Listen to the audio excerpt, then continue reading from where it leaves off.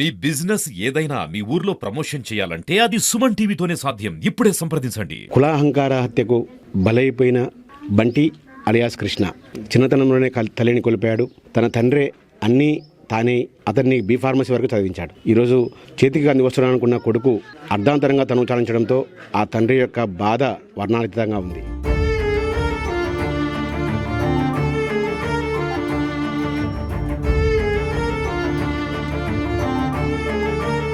ప్రస్తుతం మనం కృష్ణ తండ్రితో మాట్లాడదాం. చెప్పండి, బి ఫార్మసీ చనిపోయిన మీ కుమారుడు అర్ధాంతరంగా చనిపోవడం పట్ల ఏమనిపిస్తుంది? అసలు దీనికి కారణం కులాంతర వ్యవహారం సార్.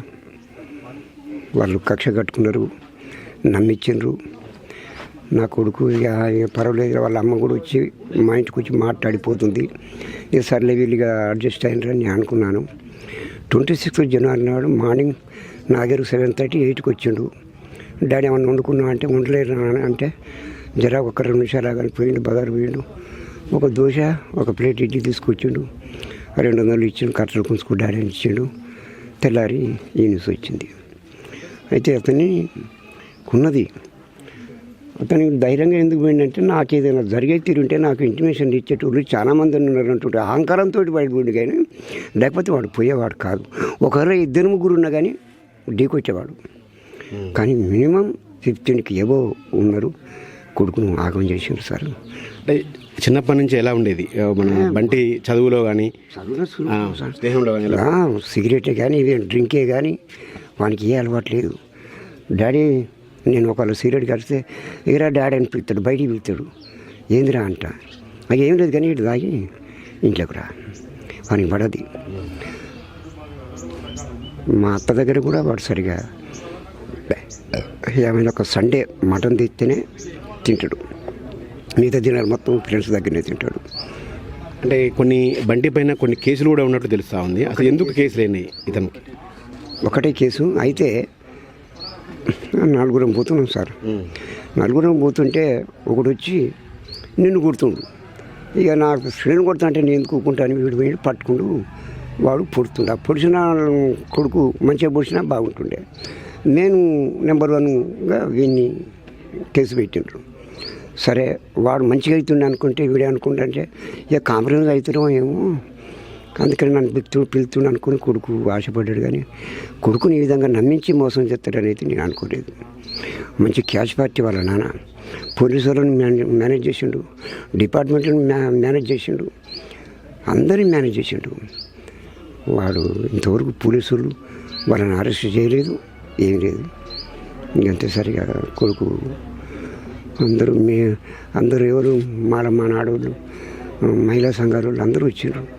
వచ్చి ₹1 కోటి ఎక్స్క్యూజ్ చేయమని వాళ్ళు మీటింగ్ చేసిండ్రు. అంటే ఈ బంటి ప్రేమ వ్యవహారం మీకు ఎప్పుడు తెలిసింది? మొదటి నుంచే తెలిసి మీకు చెప్పి ప్రేమించాడా? మీరు అతను మీకు చెప్పినప్పుడు మీరు ఒప్పుకున్నారా? అసలు ఏం జరిగింది? వాళ్ళ ప్రేమ ఎప్పటి నుంచి జరుగుతుంది? వాడు 3 సంవత్సరాల నుంచి వెళ్ళి ప్రేమించిండు.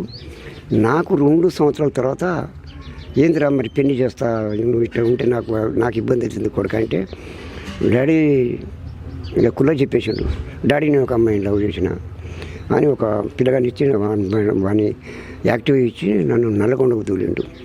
పోయి మీ కొడలను చూసి రాపోయింటే నేను భార్గవ్ దగ్గరికి పోయినా, చూసిన అమ్మాయి నాకు నచ్చింది, కొడుక చేసుకోరా అన్న. వాళ్ళ తల్లిదండ్రులు ఒప్పుకోలే.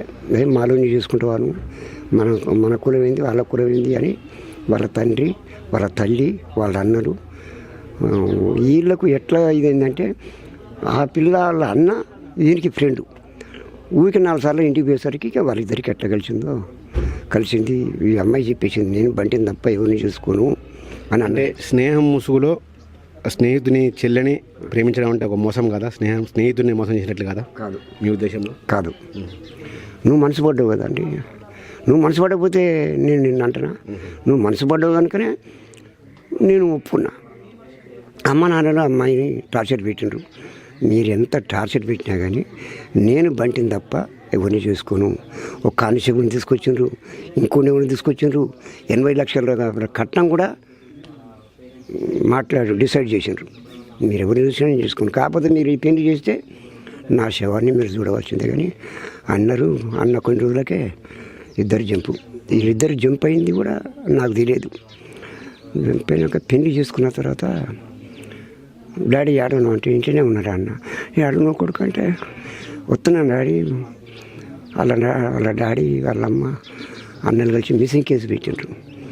పెడితే వాళ్ళు పెట్టేది ఏంటి అని డైరెక్ట్ సిఐ గారి దగ్గర సరెండర్ అయ్యాడు రూరల్ పోలీస్ స్టేషన్లో. సిఐ గారు పిలిచిండు. చెప్పు సైజులు ఏంది ఏం సంగతి అంటే, నా బిడ్డ ఇటు సంగతి మోసం చేసి తీసుకుపోయింది అనేసరికి మా భార్గవ్ ఏమన్నదంటే, నేను మోసం చేసి తీసుకుపోలేదు, ఇద్దరం మేము ప్రేమించుకున్నాం సార్. పెళ్లి చూసుకోవడానికైతే మేము ఎలిజిబిలిటీ మాకు ఏజ్ ఉన్నది, నేను బంటితోడు తప్ప ఎవరితో ఉండను సార్ అని సిఐ గారు చెప్తే, సైదులు ఇక వాళ్ళిద్దరూ ఏజ్డ్, దీన్ని మేమేం చేసినా కానీ మా ఉద్యోగాలు పోతాయి, వాళ్ళని వదిలిపెట్టిపోరంటే వాళ్ళంతా వెళ్ళిపోయారు. తర్వాత బంటి గారు నగరికెళ్ళి పోయి అక్కడ 2 రోజులు వాళ్ళ ఫ్రెండ్ ఇంటి కాడ ఉండి వచ్చిండు. వచ్చిన తర్వాత ఇక నాకు ప్రతిదినం మా కోడలు ఫోన్ చేస్తుంది, మామ తిన్నవా, దాని ఇంటికాడ తిందురా, నాకు పనులు కనుక నేను కొంచెం మెత్తగా వండుకుంటా సార్, ఏమైనా కూరలు కినా వేసి ఇస్తుంది నాకు. ఇక ఇట్లా జరుగుతుందని నేను ఊహించలేదు సార్. అది కథ. అంటే ఇప్పుడు మీకు ఇప్పుడు వృద్ధాప్యంలోకి వచ్చారు మీరు. వృద్ధాప్యంలోకి ఇక మీకు ఆసరాగా ఉంటున్న కొడుకు ఇక లేడు. ఏమనిపిస్తుంది నేను ఎట్లా బతకాలని నన్ను అన్యాయం చేసిపోయి, ఇప్పుడు ఆ పిల్ల ఏజ్ అంత చిన్నది, నేను మా మామతోటే ఉంటా అంటుంది. నా బిడ్డ కంటే ఎక్కువ చూసుకుంటా సార్ నేను. దాంట్లో నేను రాజు పడేలేదు, నా బిడ్డ లెక్కనే చూసుకుంటా. ఒకళ్ళు ఆమె ఇష్టం, వాళ్ళకల్లా అమ్మ నాన్నలు తీసుకుపోతే పోతా అనుకుంటే మాత్రం ఆమె ఇష్టం. అది నేను దానికి నేను చెప్పలేను సార్. ఒకవేళ ఆమె వెళ్తా అంటే నేను అన్నాను సార్. ఆమె వెళ్తా అంటే పంపిస్తారా? ఆ ఇష్టం సార్ అది. కానీ నా ఇష్టం అయితే నా దగ్గర కొన్ని రోజులు ఉండు, నా బిడ్డ దగ్గర కొన్ని రోజులు ఉండు. డిగ్రీ చేసింది అమ్మాయి, వెంటనే ఒకళ్ళ గ్రూప్ 1 గ్రూప్ 2 రాయిస్తా, పైసలు పెట్టుకుంటా, చదివిస్తా. దీనికి వచ్చిన పైసలు మొత్తం ఆ పిల్లకే ఖర్చు పెడతా. నేను 1 లక్ష రూపాయలు చేస్తుంటే మిత్తికి ఇచ్చుకుంటా, ఆ మిత్తితో నేను బత్తా, చదువుకో బిడ్డ అంట నేను. ఇది ఏదైతే బంటి తండ్రి ఉన్నాడో బంటి తండ్రి యొక్క వెర్షన్. తనకు వృద్ధాప్యంలో ఆసరగా ఉంటా అన్నాడు. బంటి అయితే విద్యావంతుడు, బీఫార్మసీ పూర్తి చేశాడని తెలుస్తూ ఉంది తన మాటల్లో.